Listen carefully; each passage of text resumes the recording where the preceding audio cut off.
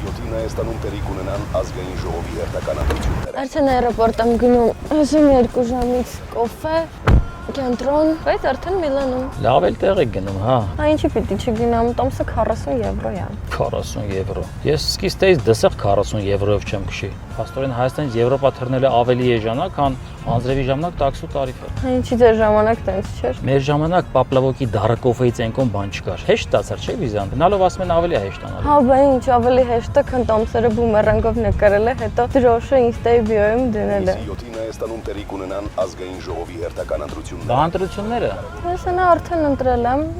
Միլանը 40 եվրոյով։